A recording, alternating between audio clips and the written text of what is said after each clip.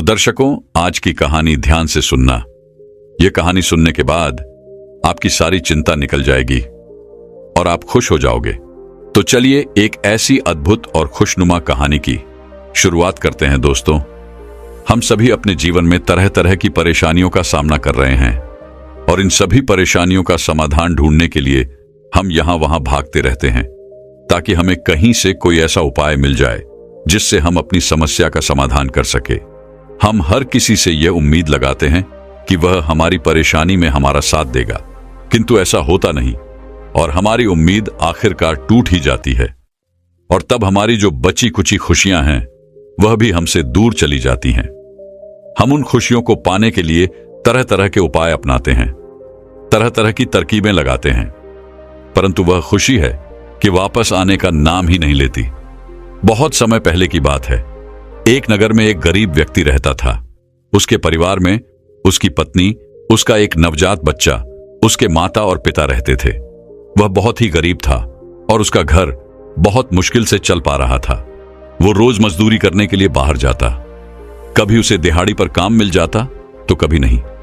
वह व्यक्ति पहले से ही बहुत परेशान था और तभी एक दिन अचानक उसकी मां की तबीयत बहुत खराब हो गई और तब उस व्यक्ति को यह समझ में आया कि आखिर उसके दुखों का कारण क्या है। उसे यह अच्छी तरह से समझ में आ चुका था कि उसके पास इतने पैसे नहीं हैं कि वह अपनी मां का इलाज करवा सके। उसके मन में यह बात बैठ गई थी कि अगर खुश होना है, अगर जीवन को खुशहाली के तौर पर बिताना है तो पैसा तो चाहिए ही। और तब उसने यह तय किया कि वह जल्द ही एक ऐसा रास्ता निकालेगा जिससे वह जल्द से जल्द अमीर बन सके, जल्द से जल्द बेहद पैसा कमा सके। वह इसी सोच के साथ यहां वहां घूमता रहा। उसने तरह तरह के कामों की तलाश की, लेकिन उसे ऐसा कोई काम नहीं मिला जिससे वह जल्द से जल्द अमीर बन सके, जल्द से जल्द ज्यादा पैसा कमा सके। एक दिन निराश होकर वह जंगल के रास्ते से घर लौट रहा था, तब भी उसने देखा कि एक व्यक्ति एक महिला को लूट रहा है। वह उससे उसका सारा धन छीन रहा है। यह देखकर वह व्यक्ति वहीं पर स्तब्ध खड़ा रहा। वह युवक उस लुटेरे को देखता रह गया। किस प्रकार वह लुटेरे उस औरत से उसके स्वर्ण के आभूषण छीन रहा था। यह देखकर उस व्यक्ति के मन में ख्याल आया, यदि मैं भी यही कार्य करूं तो मेरे पास भी बहुत जल्द बहुत पैसा होगा और मैं भी बहुत जल्द अमीर बन जाऊंगा। यह सोचकर वह बहुत प्रसन्न हुआ और अगले दिन से ही उसने यह कार्य करना भी शुरू कर दिया। वह जंगल के रास्ते आने जाने वाले यात्रियों को लूटने लगा और ऐसा करने से देखते ही देखते उसके पास अधिक धन दौलत इकट्ठा होने लगी। उसके घर की स्थिति भी अब सुधरने लगी। पहले वही वक्त 2 वक्त की रोटी के लिए दिन रात मेहनत किया करता था, लेकिन अब वह अपने जीवन में बड़े बड़े सपने देखने लगा है। उसने अपना एक बड़ा घर बनवाया, अच्छे कपड़े पहनने लगा, अच्छा खाना पीना सब कुछ उसके पास था। यह सब देखकर वह व्यक्ति बहुत खुश था कि आखिरकार उसने अपने जीवन में वो खुशियां पा ही ली जिसकी वह चाहत रखता था। देखते ही देखते समय बीतने लगा और समय के साथ साथ उसके घर में लड़ाई झगड़े भी बनने लगे थे। उसकी मां और उसकी पत्नी के बीच में हर रोज किसी न किसी बात को लेकर बहस हो ही जाती। छोटी छोटी बातों को लेकर वे लोग आपस में लड़ने और झगड़ने लग जाते। इसी प्रकार छोटी छोटी बातें बड़े बड़े झगड़ों का कारण बन जाया करती। इसी प्रकार हम भी अपना जीवन जी रहे हैं। हम भी बहुत छोटी छोटी बातों को लेकर लड़ पड़ते हैं, झगड़ पड़ते हैं और इससे यह पता चलता है कि हम किस कदर बेहोश हैं। हम अपने जीवन को जागरूक होकर नहीं जीना चाहते।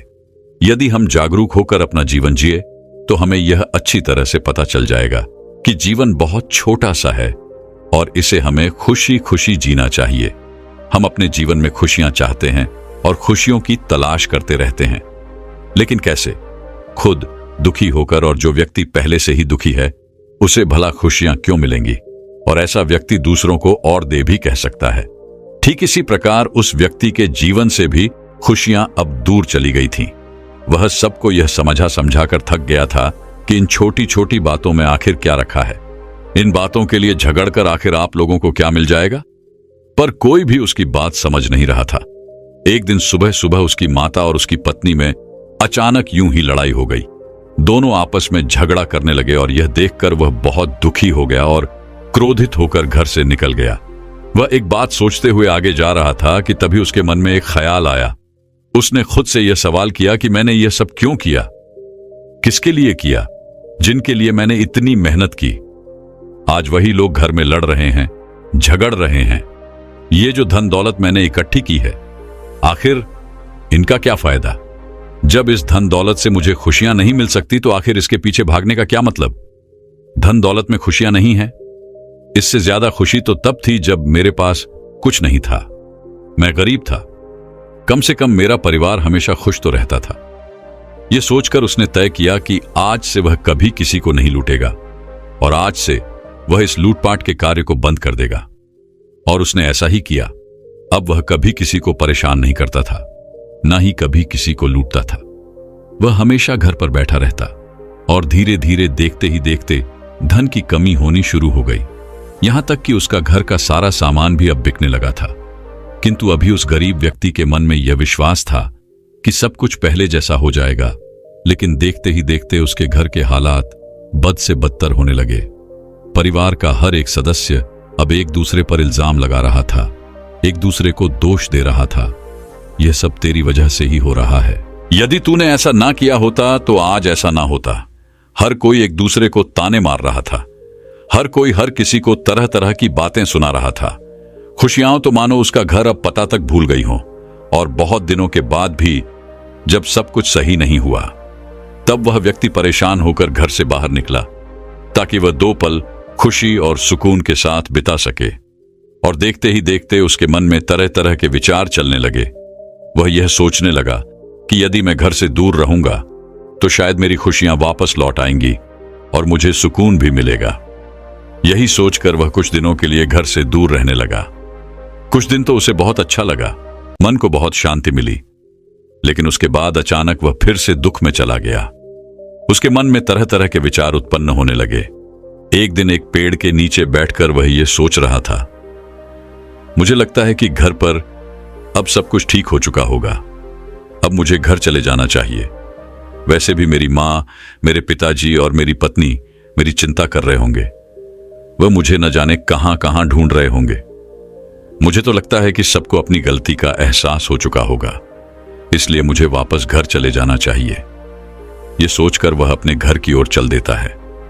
और जैसे ही वह अपने घर के करीब पहुंचता है, तभी उसे एक बार फिर से लड़ाई झगड़ों की आवाज सुनाई देने लगती है। वे सभी आपस में लड़ते हुए एक दूसरे से कह रहे थे, उसके चले जाने का कारण तू ही है, तेरे ही कारण यह सब हुआ है।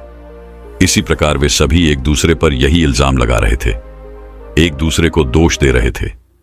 लेकिन किसी को भी उस व्यक्ति को ढूंढने की चिंता या फिक्र नहीं थी, बल्कि उन लोगों को इस बात की चिंता थी कि वह किसकी वजह से गया। यह सुनकर उस व्यक्ति का दिल मानो टूट सा गया। वह भीतर ही भीतर पूरी तरह से निराश हो गया। और तभी उसकी नजर अपने छोटे बच्चे पर पड़ी, जो अपने छोटे छोटे पैरों से यहां वहां भाग रहा था और खेल रहा था, मुस्कुरा रहा था। एक वही था जो वहां पर पूरी तरह से खुश था। उसे उन सब की बातों से कोई लेना देना नहीं था। वह तो बहुत छोटा सा था। अपने बच्चे को इस तरह से देखकर उसका मन पिघल गया। उसकी आंखों में आंसू आ गए। उसने सोचा कि एक बार जाकर उसे गले लगा लेता हूं। मैं इतने दिनों से उससे दूर था, कम से कम गले लगाने से मेरे मन की प्यास बुझ जाएगी। लेकिन जैसे तैसे उसने खुद को संभाला और रोता हुआ वहां से वापस लौट गया। और अब उसने यह निश्चय कर लिया था कि वह घर तभी लौटेगा जब उसे सच में खुशियां मिल जाएंगी। वह खुशी की तलाश में यहां वहां भटकता रहा, लेकिन उसे खुशी कहीं नहीं मिली। एक दिन उसने महात्मा बुद्ध के बारे में सुना और तब उसके मन को बड़ी राहत मिली। उसने महात्मा बुद्ध के बारे में पहले भी बहुत कुछ सुन रखा था। वह जानता था कि बुद्ध सभी के प्रश्नों का उत्तर देते हैं, वह सभी की समस्याओं का समाधान करते हैं, जिस कारण उस व्यक्ति के मन में आशा की एक किरण जाग उठी। उसने तय किया कि वह महात्मा बुद्ध से अवश्य मिलेगा और उसने अगले दिन ही अपनी यात्रा प्रारंभ कर दी। और एक लंबी यात्रा के बाद आखिरकार वह महात्मा बुद्ध के पास जा पहुंचा। और वह युवक महात्मा बुद्ध से कहता है बुद्ध, मैंने सुना है आप सभी की समस्याओं का समाधान करते हैं। आप कभी किसी को खाली हाथ नहीं जाने देते। मेरी भी एक समस्या है। क्या आप मुझे बता सकते हैं, क्या आखिर यह खुशी कहां मिलती है? मैं अपने परिवार के लिए खुशी ले जाना चाहता हूं। मैंने खुशी की तलाश कहां कहां नहीं की, मैं यहां से वहां भटकता रहा, लेकिन अब तक मुझे खुशी का कोई पता नहीं मिला। एक अरसा बीत चुका है, मेरे घर में हर रोज झगड़े ही होते हैं, खुशी का तो मानो नमो निशान नहीं है। महात्मा बुद्ध ने उसी वक्त की सारी बातें ध्यानपूर्वक सुनी और उसके बाद वह उसी व्यक्ति से कहते हैं, भंते, मेरी भी एक चीज खो गई है। अगर तुम उसे मुझे खोजने में मेरी मदद करोगे तो मैं तुम्हारी खुशियों को अवश्य ही तुम्हें खोज कर दे दूंगा। इस पर वह युवक महात्मा बुद्ध से कहता है बुद्ध, बताइए वह कौन सी चीज थी, मैं उसे ढूंढ कर ला दूंगा। इस पर बुद्ध कहते हैं, एक छोटे से बच्चे ने मुझे एक छोटा सा सफेद पत्थर दिया था और वह पत्थर उस बच्ची को बहुत प्यारा था और उसने अपनी सबसे प्यारी चीज मुझे भेंट की थी और वह मेरे लिए बहुत कीमती था। लेकिन देखो, मेरी अज्ञानतावश मैंने उसे खो दिया। अब मैं उस पत्थर को कहां खोजूं? तभी वह युवक बुद्ध से कहता है बुद्ध, बताइए आपने आखिरी बार वह पत्थर कहां देखा था? इसका जवाब देते हुए महात्मा बुद्ध कहते हैं, भंते, जब मैं उस पेड़ के नीचे बैठा था तब मैंने उसे आखिरी बार देखा था और उसके बाद वह पत्थर न जाने कहां चला गया। महात्मा बुद्ध के मुख से यह सुनकर वह युवक तुरंत ही भागा भागा उस पेड़ के नीचे जा पहुंचा और वहां पर उस सफेद पत्थर की तलाश करने लगा। तभी महात्मा बुद्ध ने उसे रोकते हुए कहा, भंते, भले ही मैंने वह पत्थर उस पेड़ के नीचे खोया हो, लेकिन तुम्हें वह पत्थर उस पेड़ के नीचे नहीं खोजना है। तुम उस जगह को छोड़कर इस दुनिया में कहीं भी उस पत्थर को खोजो और जब मिल जाए तो मुझे लाकर दे देना। और हां, याद रहे, वह पत्थर बिल्कुल छोटा सा और सफेद था जिस पर खुशी लिखा हुआ है। उस व्यक्ति ने वहां पर बुद्ध की बात मान ली। उसने उस पेड़ के नीचे ना जाकर आसपास की जगहों पर देखने लगा। उसने पूरा दिन यूं ही निकाल दिया। उसने पूरा गांव छान मारा, लेकिन उसे कुछ भी नहीं मिला। देखते ही देखते वह एक बार फिर उस पेड़ के नीचे जा पहुंचा। तभी उसे महात्मा बुद्ध की वह बात याद आ गई कि उसे वह पत्थर उस पेड़ के नीचे नहीं ढूंढना है। तभी वह मन ही मन सोचने लगा, बुद्ध बड़ी अजीब सी बात कर रहे हैं। जो चीज जहां है, अगर मैं उसे वहां नहीं ढूंढूंगा तो वह मुझे कैसे मिलेगी, और उस चीज को वहां ना ढूंढकर कहीं और कैसे ढूंढा जा सकता है। आखिरकार हार कर वह बुद्ध के पास वापस लौटा और उसने महात्मा बुद्ध से कहा, है बुद्ध, आप बड़ी अजीब सी बात कर रहे हैं। जो चीज जहां खोई है, अगर मैं उसे वहां नहीं ढूंढूंगा तो मुझे कैसे मिलेगी? और आप कहते हैं कि उसे उस पेड़ के नीचे ना ढूंढो जहां वह खोई है, बल्कि उसे पूरी दुनिया में ढूंढ लो। भला ऐसे कैसे हो सकता है? आखिर जो चीज जहां खोई है वह मुझे वही तो मिलेगी। पूरी दुनिया में उसे खोजकर मैं क्या करूंगा? इस पर महात्मा बुद्ध बड़ी अचरजता से उस व्यक्ति से कहते हैं, तो इसका अर्थ क्या हुआ? क्या उस पत्थर को नहीं ढूंढा जा सकता? इस पर वह व्यक्ति जवाब देते हुए कहता है, हां बिल्कुल, उस पत्थर को पूरी दुनिया में कहीं नहीं ढूंढा जा सकता। तभी महात्मा बुद्ध उस व्यक्ति से कहते हैं, तो ठीक है, चलो उस पेड़ के नीचे ही ढूंढ लो। वह व्यक्ति महात्मा बुद्ध की यह बात मानकर तुरंत ही उस पेड़ के नीचे गया और थोड़ी ही देर में उसने वह छोटा सा पत्थर ढूंढ निकाला, जिसे पाकर वो बहुत खुश था। उसे लेकर वो महात्मा बुद्ध के पास आया और वो पत्थर महात्मा बुद्ध के हाथों में रखते हुए उसी वक्त महात्मा बुद्ध से कहता है बुद्ध, लीजिए, मैंने आपका पत्थर खोज लिया। अब आप मुझे मेरी खुशियां ढूंढ कर दीजिए, जैसा कि आपने मुझे वचन दिया था। यदि मैं आपका पत्थर ढूंढ लूं तो आप मुझे मेरी खुशियां भी ढूंढ कर दे देंगे।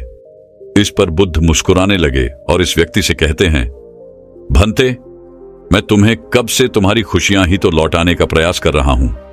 जो चीज जहां खोई है उसे वहां ना ढूंढकर यदि हम उसे पूरी दुनिया में ढूंढे तो वह हमें कहीं नहीं मिल सकती। उसे तो हमें वहीं पर खोजना पड़ेगा जहां वह खोई है। और यही कारण है कि तुम्हारे कितने ही अथक प्रयासों के बाद भी तुम अपनी खुशियों को खोज नहीं पा रहे, क्योंकि तुमने उन्हें कहीं और खोया है और तुम उसे पूरी दुनिया में ढूंढ रहे हो। तो ऐसा कैसे हो सकता है कि तुम्हें वह खुशियां मिल जाएं? इस पर वह व्यक्ति बड़ा आश्चर्यचकित हुआ और वह महात्मा बुद्ध से कहता है बुद्ध, आखिर आप क्या कहना चाहते हैं? आप यह कह रहे हैं कि मैंने अपनी खुशियां कहीं और खोई हैं, तो आप ही मुझे बताइए कि आखिर मैंने अपनी खुशियां कहां पर खोई हैं और मुझे क्यों नहीं पता कि वह कहां पर है। उस व्यक्ति की आवाज सुनकर महात्मा बुद्ध अपने स्थान से खड़े हुए और उस व्यक्ति का हाथ पकड़कर उसे एक छोटे से पेड़ के पास ले गए और फिर उस व्यक्ति से कहते हैं, भंते क्या होगा अगर मैं इस पेड़ के सारे तनु को काट दूंगा? क्या यह पेड़ वापस बड़ा नहीं होगा? इसका जवाब देते हुए वह व्यक्ति कहता है बुद्ध, आखिर वह पेड़ क्यों नहीं बड़ा होगा?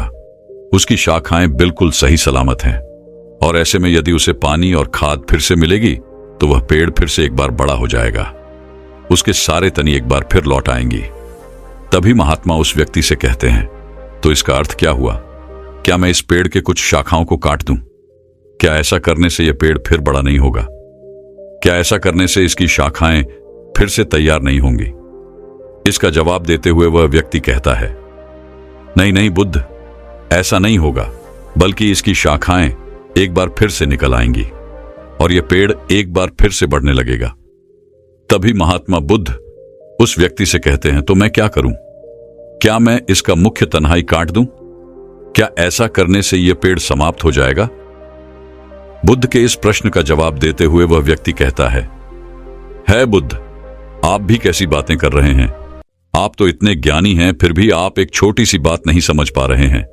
यदि आपने इसके मुख्य तने को काट भी दिया तब भी यह पेड़ समाप्त नहीं होने वाला, बल्कि आपने इसे जहां से काटा होगा वापस फिर से इसकी वहां से शाखाएं फूटने लगेंगी और एक बार फिर से यह पेड़ बड़ा होने लगेगा।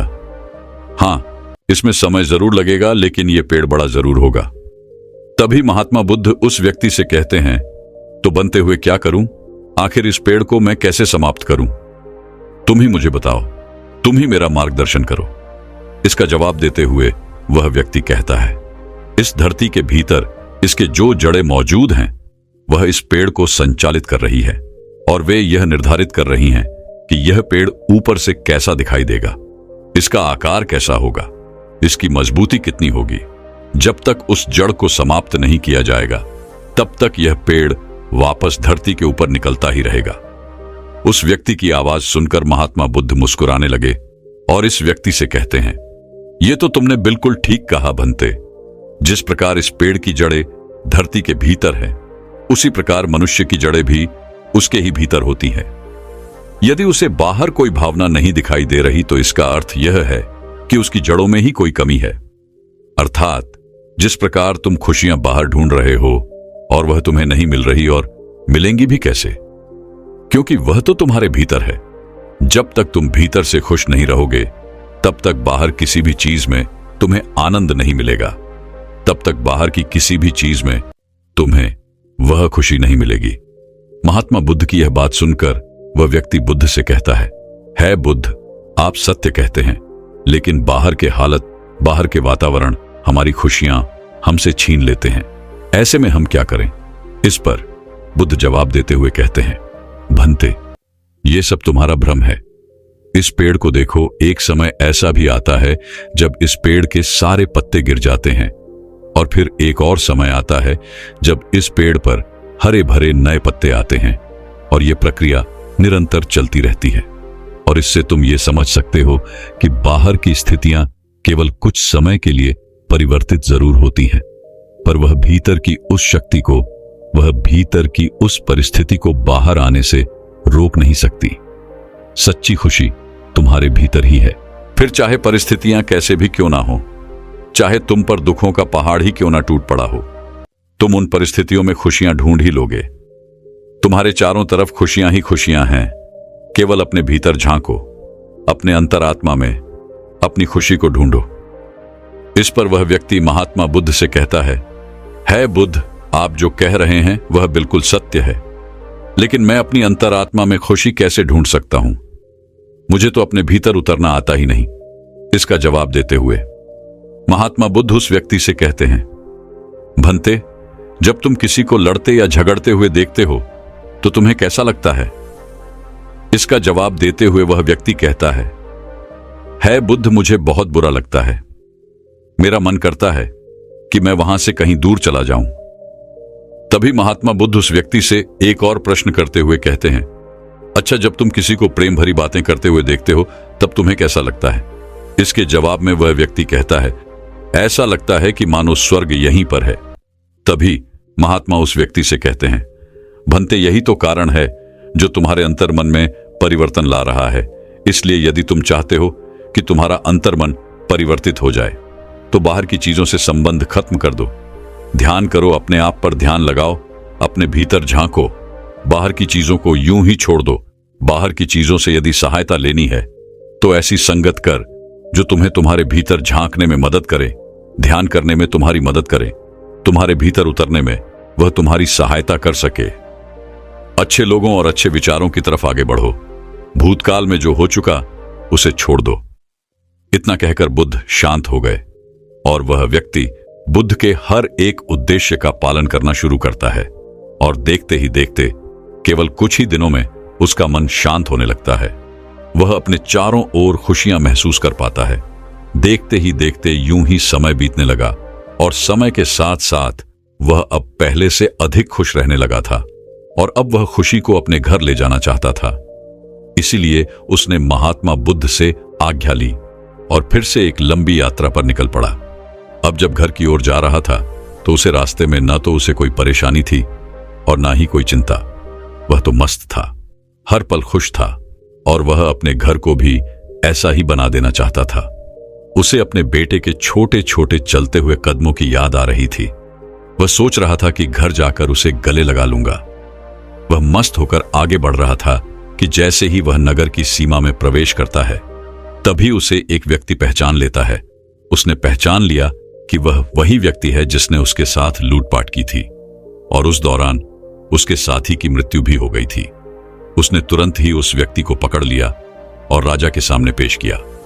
जब राजा ने उस व्यक्ति से उसके अपराधों के बारे में पूछा तो उसने वो सारे अपराध खुशी खुशी स्वीकार कर लिए। राजा ने तुरंत ही उसे मृत दंड दिया, उसे फांसी पर लटकाने की सजा दे दी। और जब उसकी आखिरी इच्छा पूछी गई, इस पर वह व्यक्ति कहता है राजा, मुझे बस मेरे बच्चे से एक बार मिलना है। मैं उसे एक बार गले से लगाना चाहता हूं, उसके बाद ही मैं मृत्यु को खुशी खुशी प्राप्त कर पाऊंगा। राजा ने उस युवक की बात मान ली। तुरंत ही उसके घर पर सूचना दे दी गई। उसके घर वाले बच्चे को लेकर वहां पहुंच गए। उसके सभी परिवार वाले रो रहे थे, बिलख रहे थे, लेकिन वह खुश था।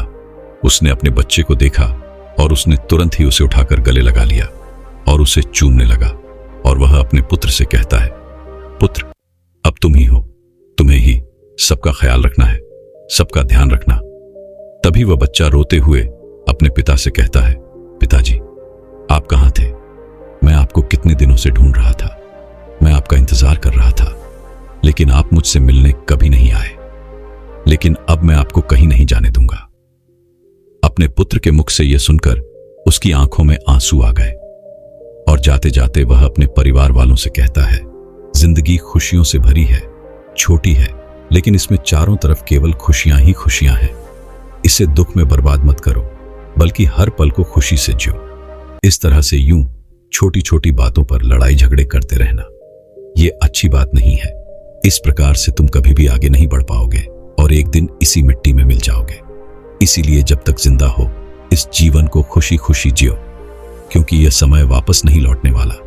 वह व्यक्ति अपने परिवार से बातें कर ही रहा था कि तभी राजा के आदेश पर सैनिकों ने जबरदस्ती उसे पकड़कर फांसी पर लटका दिया।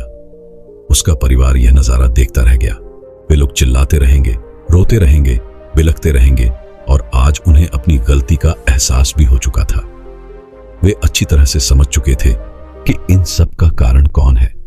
दोस्तों, आप में से हर कोई बहुत भाग्यशाली है, क्योंकि आपको इतना कीमती जीवन मिला है। इस जीवन को यूं ही दुखों में बर्बाद क्यों कर रहे हो, बल्कि इसे तो हमें खुशियों के साथ जीना चाहिए, अपने परिवार के साथ मिलजुल कर जीना चाहिए। लेकिन हम हैं कि छोटी छोटी बातों पर लड़ते और झगड़ते रहते हैं। हम यह नहीं सोचते कि जिस पल को हमने बर्बाद किया है, वह पल, वह समय दोबारा नहीं लौटने वाला।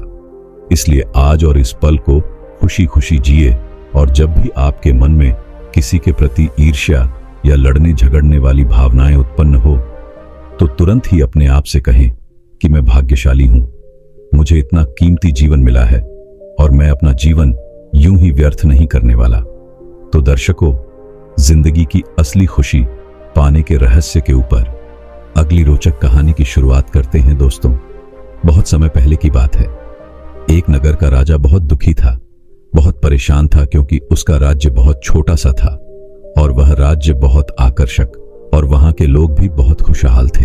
वह अपने राजा के प्रति पूरी तरह से वफादार थे, जिस कारण आसपास के सभी राज्य उस राज्य पर अपना हक जताना चाहते थे, उस पर कब्जा करना चाहते थे।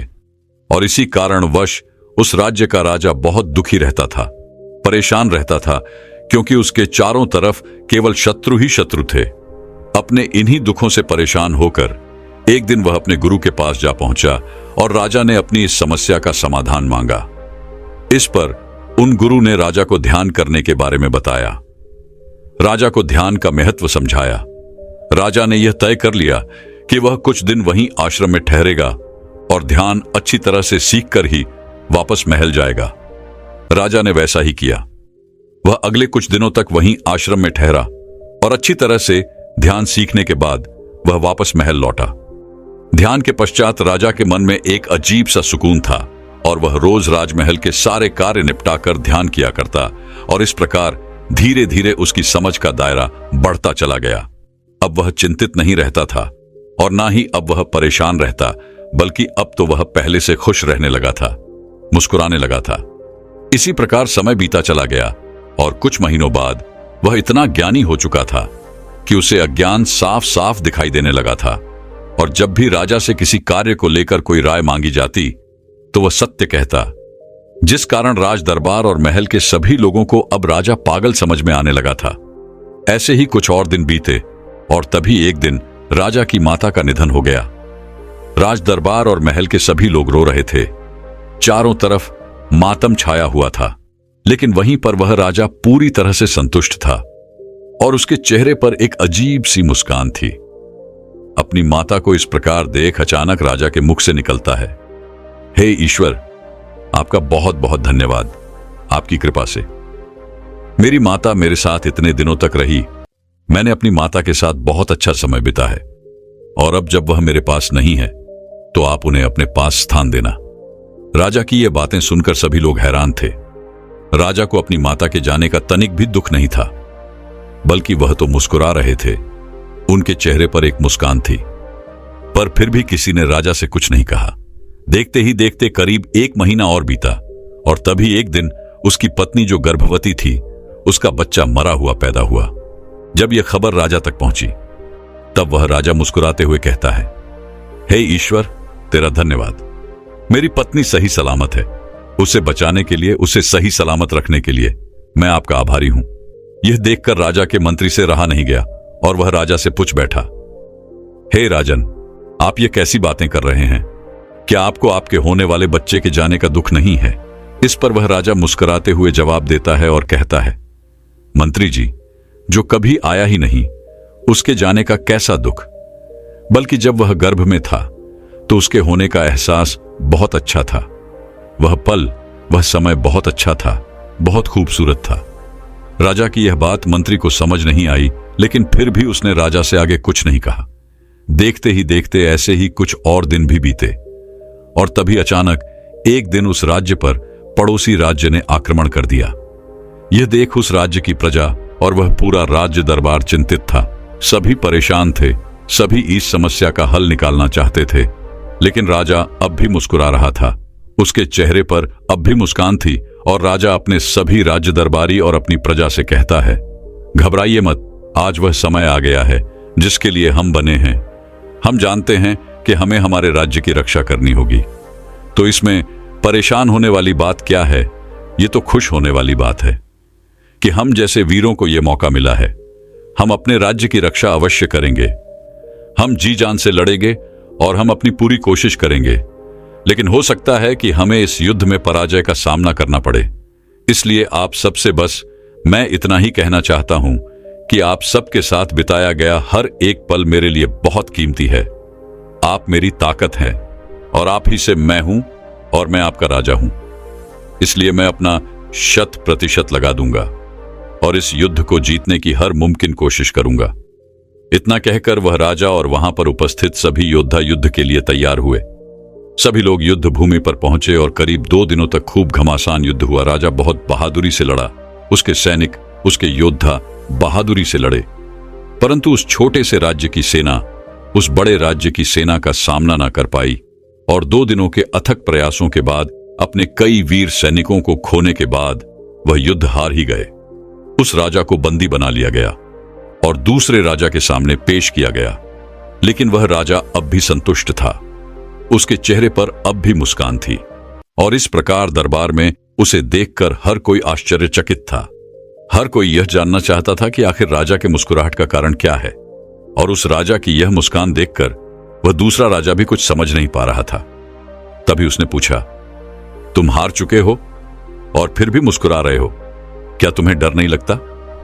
आज तुम मेरे सामने इसलिए पेश किए गए हो कि मैं तुम्हें मौत की सजा दूं। क्या तुम अपने जीवन की भीख नहीं मांगोगे? इस पर वह बंदी राजा उस दूसरे राजा से कहता है, हे राजन, मैं अपने जीवन की भीख क्यों मांगूं? मैं पूरी तरह से संतुष्ट हूं और मैं तो बहुत खुश हूं। इस पर वह दूसरा राजा प्रश्न करते हुए कहता है, परंतु क्यों? जिस राज्य के तुम राजा थे, अब वह राज्य तुम्हारा नहीं रहा, बल्कि अब तो वह मेरा हो चुका है, और उसके बाद भी तुम्हें कोई गम नहीं, तुम्हें कोई दुख नहीं। आखिर ऐसा क्यों? इस पर वह बंदी राजा उस राजा के इस प्रश्न का जवाब देते हुए कहता है, हे राजन, मैं आज बहुत खुश हूं क्योंकि आप जैसे परमवीर योद्धा और एक महान राजा की देखरेख में आज से मेरी पूरी प्रजा सुरक्षित रहेगी और अपने जीवन में आगे विकास करेगी। भला इससे बेहतर और क्या हो सकता है? जो जिम्मेदारियां आज तक मेरे ऊपर थीं, जो मुझे पूरी करनी थी, अब वह आपके ऊपर है, आपके कंधों पर है। अब मैं उन जिम्मेदारियों से मुक्त हो चुका हूं, तो खुश होने वाली बात नहीं। और आज तो मैं यह भी समझ चुका हूं कि ना तो इस दुनिया में कोई राजा होता है और ना ही कोई भिखारी। यहां तो बस उसके हालात होते हैं। उसके हालात ही उसे राजा और भिखारी बनाते हैं, और यह समय बहुत तेजी से बदल जाता है। यह ऐसा है मानो जैसे मैं अपने हाथों से रेत को पकड़ने की कोशिश कर रहा हूं, उसे इकट्ठा करने की कोशिश कर रहा हूं, लेकिन वह बार बार मेरे हाथों से फिसल ही जाती है और मैं बार बार उसे इकट्ठा करने की कोशिश करता हूं। सोचता हूं कि वो मेरे हाथों में इकट्ठा रहे, लेकिन ऐसा हो नहीं पाता। और सोचिए, यदि मैं जिंदगी भर बस यही करता रहूं, तो आखिर मुझे जीवन में क्या मिल पाएगा? यह समय जो आज आपके हाथों में, यह कल किसी और के हाथों में होगा, और इसी तरह से वह कल किसी और के हाथों में चला जाएगा। इस बात को मैं अच्छी तरह से जान पा रहा हूं, इसे देख पा रहा हूं, और इसी वजह से मैं मुस्कुरा रहा हूं। उस बंदी राजा की यह बात सुनकर वह दूसरा राजा कुछ देर के लिए सोच में पड़ गया, और फिर वह उस बंदी राजा से कहता है, हे राजन, मुझे तुमसे मिलकर बहुत प्रसन्नता हुई। तुम्हारे जैसा राजा मैंने आज तक नहीं देखा। भले ही आज तुम्हें मेरे सामने बंदी बनाकर लाया गया हो, किंतु आज भी तुम एक राजा ही हो, इसीलिए मांगो। तुम क्या मांगना चाहते हो?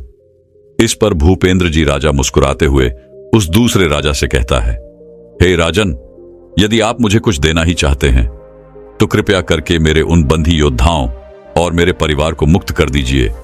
बस इसके अलावा मैं और कुछ नहीं चाहता। इस पर वह दूसरा राजा प्रसन्नता से उस बंदी राजा से कहता है, ठीक है, यदि तुम चाहते हो कि तुम्हारे परिवार वाले और तुम्हारे उन बंदी योद्धाओं को मैं मुक्त कर दूं, तो मैं ऐसा ही करूंगा। किंतु मैं ये चाहता हूं कि आप और आपके योद्धा मिलकर हमारे साथ मिलकर युद्ध लड़े और हम पूरी दुनिया पर जीत हासिल करें। इसके जवाब में वह बंदी राजा मुस्कुराते हुए उस दूसरे राजा से कहता है, हे राजन, आपका बहुत बहुत धन्यवाद। आप बहुत दयालु हैं। मेरे योद्धा, मेरे सैनिक आपकी सेवा में अवश्य रहेंगे। जो आपके साथ रहना चाहते हैं वह रह सकता है। और रही बात मेरी, तो मैंने अब वास्तविकता को देख लिया है, उसे अच्छी तरह से जान लिया है, और मैं एक ही गलती बार बार नहीं दोहराना चाहता। मैं अब यहां से जाना चाहता हूं और मैं अपना जीवन जीना चाहता हूं।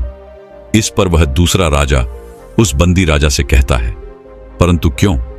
तुम मेरे आधे दिन होकर इस राज्य को चला सकते हो और अपनी प्रजा की देखरेख कर सकते हो।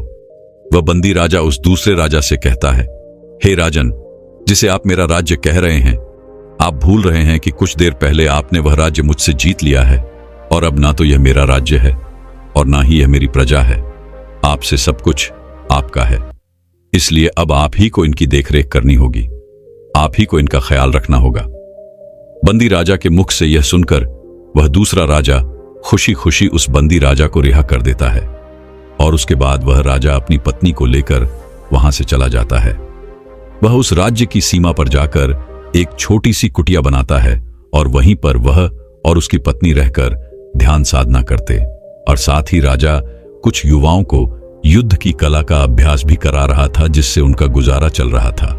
देखते देखते समय बीतता गया और कुछ समय पश्चात उस राजा को एक पुत्र की प्राप्ति हुई। इस पर वह राजा कहता है, हे ईश्वर, तेरा धन्यवाद, तो फिर से मेरे जीवन में इतने छोटे छोटे कदमों से वापस आया है, इसलिए मैं आपका आभारी हूं। ऐसे ही कुछ और दिन बीते और वह राजा एक मंदिर के बाहर जाकर बैठा था। वह राजा कभी किसी मंदिर के भीतर नहीं जाता था, वह हमेशा मंदिर की सीढ़ियों पर ही बैठा रहता था। तभी उस राजा ने देखा कि कुछ लोग मंदिर में जाकर प्रार्थना कर रहे हैं, कुछ धन मांग रहे हैं, कुछ औलाद मांग रहे हैं, कुछ मान पद प्रतिष्ठा की मांग कर रहे हैं, और कुछ तो ये याद दिला रहे हैं कि हे ईश्वर, मैंने तुम्हारे लिए इतना कुछ किया, तुम मेरे लिए कम से कम स्वर्ग में थोड़ी सी जगह बनाकर रखना। यह सुनकर वह राजा जोर से हंस पड़ा। उसकी हंसी सुनकर वहां पर उपस्थित सभी लोग बाहर आए और उन्होंने उस राजा से कहा, अरे भाई, क्या हुआ तुम्हें? तुम इतनी जोर से क्यों हंस रहे हो? क्या यहां पर कोई मजाक हो रहा है? इस पर वह राजा कहता है, सच कहा आपने, यहां मजाक ही तो चल रहा है, क्योंकि आप सब यहां पर परमात्मा की पूजा करने नहीं आए, बल्कि परमात्मा से धन दौलत, नौकरी, सुख और स्वर्ग में जगह प्राप्त करने के लिए आए हैं। भला इससे बड़ा मजाक और क्या हो सकता है? उस ईश्वर ने आपको इतना सब कुछ दिया है, क्या आप उसके लिए धन्यवाद नहीं कर सकते? बल्कि जो आपके पास नहीं है, आप उसके लिए रोते रहते हैं। और यदि ईश्वर ने तुम्हें ये सब भी देना बंद कर दिया, तो हो सकता है कि आप ईश्वर से नाराज हो जाएं, आप उसे मनाना भी बंद कर दें, आप उसे बात करना तक बंद कर दें। तभी उनमें से एक व्यक्ति राजा से कहता है, तुम कहना क्या चाहते हो? तुम्हारा अर्थ क्या है? कहीं तुम यह तो नहीं कह रहे कि मंदिर में ईश्वर नहीं है? इस पर वह राजा हंसते हुए कहता है, मैं इस पर कुछ नहीं कहना चाहता, बल्कि मैं आप लोगों से एक प्रश्न करना चाहता हूं। आप ही लोग मुझे बताइए, क्या आखिर वो कौन सी जगह है जहां ईश्वर नहीं है? राजा का यह प्रश्न सुनकर वहां पर उपस्थित हर एक व्यक्ति चुप हो गया, क्योंकि किसी के पास राजा के इस प्रश्न का कोई जवाब नहीं था। तभी आगे वह राजा उन सभी से कहता है, आप सभी यहां प्रार्थना करने नहीं आते, और इसी कारण आप लोगों की प्रार्थना कभी स्वीकार नहीं होती। तभी उनमें से एक व्यक्ति राजा से कहता है, तो आप भी बता दीजिए, आखिर प्रार्थना करने का सही तरीका क्या है? आखिर प्रार्थना कैसे की जाती है? इस पर वह राजा मुस्कुराते हुए उन सभी से कहता है, प्रार्थना करने के लिए किसी खास स्थान की कोई जरूरत नहीं है। आप जहां हैं वहां पर भी प्रार्थना कर सकते हैं, वह आपको हर जगह से सुन रहा है। और रही बात मेरी, तो जब मैं प्रार्थना करता हूं तो मैं ईश्वर से इतना ही कहता हूं, तेरी मर्जी पूरी हो, तू जो चाहे वह पूरा हो, तू जैसा रखिए वैसा हो। मेरा तो कुछ भी नहीं, सब कुछ तेरा ही है। फिर आखिर मैं क्यों चिंता करूं, मैं क्यों फिक्र करूं? जो तूने दिया है वह बहुत दिया है, और अगर तू कुछ देगा तो वह तेरी मेहरबानी है। मैं भी तेरा, यह सब भी तेरा। तू जो करे वह भला है, तू जो करे वह सब ठीक है। तू कभी गलत नहीं करता, दूसरा सही है। अगर मुझ में कोई गलती दिख भी रही है तो वह भी तेरी ही कमी है। हे मालिक, तेरा धन्यवाद। राजा की यह प्रार्थना सुनकर सभी लोग राजा के सामने नतमस्तक हो गए और वह राजा से पूछने लगे, आप कौन हो, कहां से आए हो? राजा इस पर जवाब देते हुए कहता है, मैं तो कोई नहीं, सब यही है। राजा इतना कहकर वहां से चला गया और वहां पर उपस्थित एक गुरुवर को राजा की सारी बातें समझ में आ चुकी थी। उन्होंने राजा की इन सभी बातों का अर्थ समझाते हुए वहां पर उपस्थित सभी से कहा, वह हमें बस इतना समझाने की कोशिश कर रहे हैं कि यहां इस दुनिया में आपका कुछ नहीं, आप भी अपने नहीं हैं। तो ऐसे में आप लोगों को क्यों सताते हो? आखिर क्रोध क्यों करते हो? किसी को धोखा क्यों देते हो? क्यों किसी को रुलाते हो? याद रखना, इस दुनिया को तुम अपने बाहों में जितना भी समेटने की कोशिश करोगे, हर बार सब कुछ रेत की तरह आपके हाथों से निकल जाएगा। दोस्तों, आपको यह कहानी बताने का मेरा मतलब यह नहीं कि आप अपनी दुनियादारी, अपने काम धंधे, अपना व्यापार, अपनी नौकरी, अपने परिवार को छोड़कर सब कुछ बंद करके अपनी आंखें बंद करके बैठ जाएं, बल्कि मेरा यह कहानी सुनाने का मतलब यह है कि आप अपने काम को बेहतर तरीके से कर सकें, जिस प्रकार उस राजा ने सब कुछ जानते हुए भी अपने कर्तव्य को कभी नहीं छोड़ा, बल्कि वह बहादुरी से युद्ध लड़ा, जबकि वह जानता था कि यह युद्ध उसके जीवन का आखिरी युद्ध भी हो सकता है। लेकिन वह अपने कर्तव्य से पीछे नहीं हटा, और जब वह युद्ध हार गया तब भी उसने कभी शोक नहीं मनाया। उस बात का उसे तनिक भी दुख नहीं था, बल्कि वह तो खुश था और जानता था कि उसके साथ जो कुछ हुआ है वह अच्छा हुआ है और आगे चलकर भी अच्छा ही होगा। इसलिए यदि आप भी अपने जीवन में असफल हो रहे हैं और आपको बार बार असफलता का मुख देखना पड़ रहा है, तो यह जान लीजिए कि आपके लिए कुछ और बेहतर सोचा गया है। जितना आप चाहते हैं उससे कुछ बड़ा सोचा गया है, बस आपको उसके काबिल बनना है। और जैसे ही आप उसके काबिल बन जाएंगे, वह चीज आपको जरूर मिल जाएगी। और इसलिए जो भी आपके पास है, इस समय जो भी आपके साथ है, उसका धन्यवाद करिए, उसके प्रति कृतज्ञ रहिए, क्योंकि अभी आप जिंदा हो और आपको एक कोशिश करने का और मौका मिला है। और जब तक आप मौजूद हो तब तक कोशिश चलती रहेगी और एक न एक दिन आपको सफलता भी अवश्य मिलेगी। किंतु आप एक बात और ध्यान रखिएगा कि यह कोशिश करने का मौका हर किसी को नहीं मिलता। आप कितने भाग्यशाली हैं कि आपको यह मौका एक बार फिर मिला है। तो इस मौके को हाथ से ना जाने दें, बल्कि इसका इस्तेमाल करें, उस ईश्वर का धन्यवाद करें और अपनी राह में आगे बढ़े, क्योंकि वह यही चाहता है कि आप आगे बढ़ते रहें और अपने मंजिल तक पहुंचे। वह आपको और बेहतर बनाना चाहते हैं, इसीलिए तो उन्होंने आपको असफलता का मुख दिखाया है। वह जानते हैं कि यदि आप आज ही सफल होंगे तो आप आगे चलकर उस बड़ी सफलता को प्राप्त नहीं कर पाएंगे। और यही कारण है कि आपको असफलता का मुख देखना पड़ रहा है। इसलिए इस असफलता से डरिए मत, बल्कि सफल होने के लिए आगे बढ़िए और अपनी मंजिल को पा लीजिए। दोस्तों, मैं उम्मीद करता हूं कि यह कहानी सुनने से आपके जीवन में अच्छे बदलाव आए होंगे। आपको इस वीडियो से क्या सीखने मिला, ये कमेंट करके जरूर बताएं और अपने परिवार, दोस्तों या आपके करीबी इंसान के साथ ये कहानी शेयर करके उन्हें भी इस ज्ञान से परिचित करवाएं। बाकी अगर आपको यह वीडियो दिल से अच्छी लगी हो, तभी इस वीडियो को लाइक कर देना, और आपने अब तक इस चैनल को सब्सक्राइब न किया हो तो चैनल को सब्सक्राइब भी जरूर कर देना। आपका हर दिन शुभ हो और खुशियों से आपका जीवन भरा रहे। धन्यवाद। नमो बुद्धाय।